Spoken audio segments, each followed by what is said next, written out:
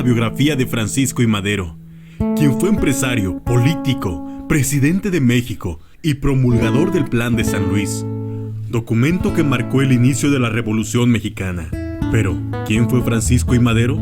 Francisco I. Madero, un político y empresario mexicano, cuya labor destacó durante principios del siglo XX, pues al ser heredero de una familia acaudalada y de fuertes ideales liberales, se declaró en contra del régimen porfirista y a favor del pueblo.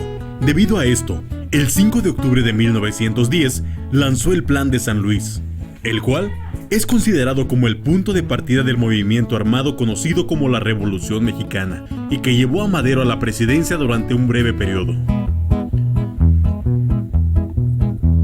Francisco I. Madero González nació el 30 de octubre de 1873 en una hacienda llamada El Rosario, ubicada en Parral, Coahuila, y murió el 22 de febrero de 1913 en la Ciudad de México.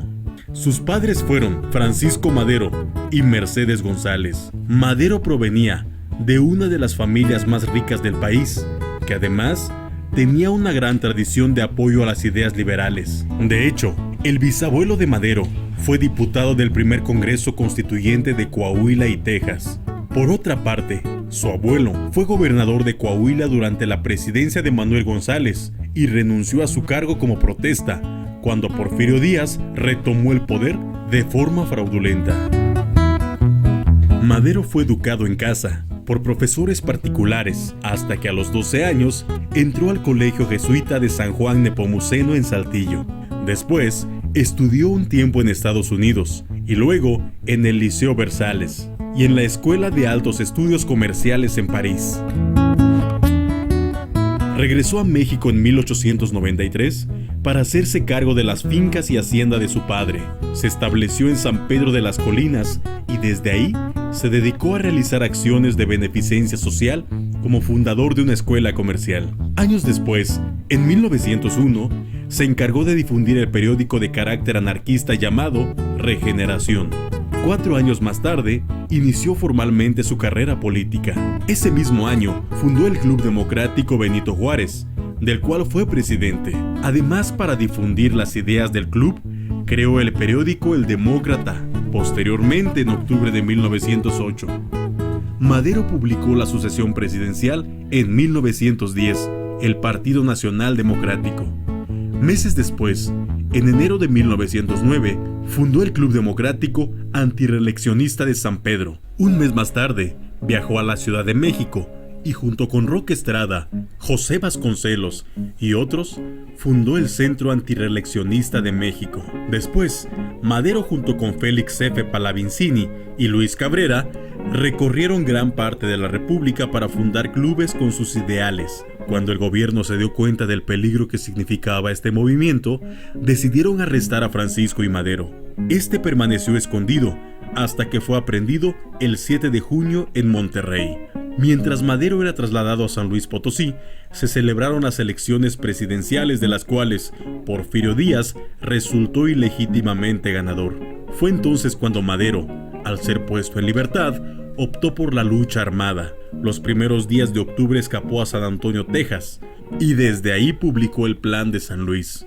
En este convocaba al pueblo a alzarse en armas el 20 de noviembre.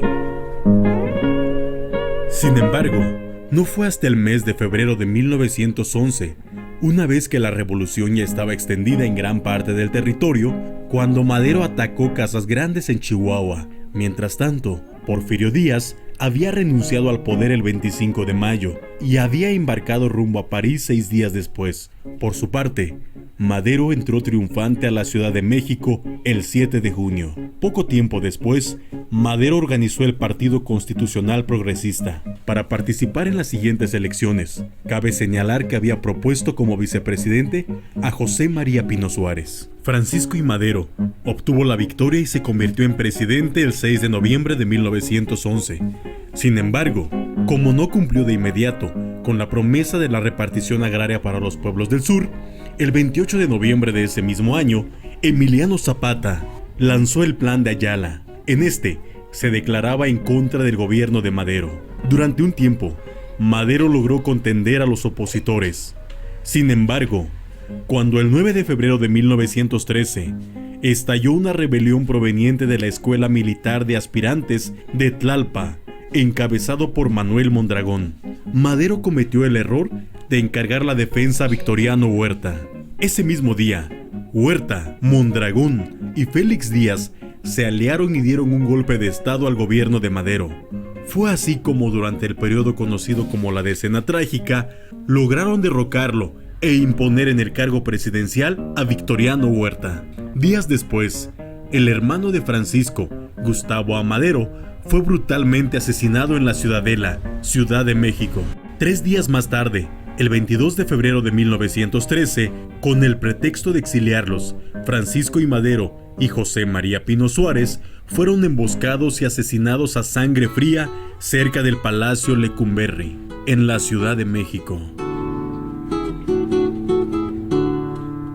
Es importante destacar que a pesar de que el gobierno de Madero duró tan solo 15 meses, se esforzó por respetar la libertad de prensa e impulsar la renovación de la política mexicana. También aprobó el derecho a la huelga y legalizó la libertad sindical. ¿Y tú? ¿Qué opinas de la vida de Francisco I. Madero? Si te gustaría conocer más de la historia de México, no olvides darle me gusta y compartir este video a todos tus amigos. Así darás a conocer la historia de México. Si es la primera vez que estás por acá, te invitamos a suscribirte. Y muchas gracias por seguirnos. Nos vemos en un siguiente video.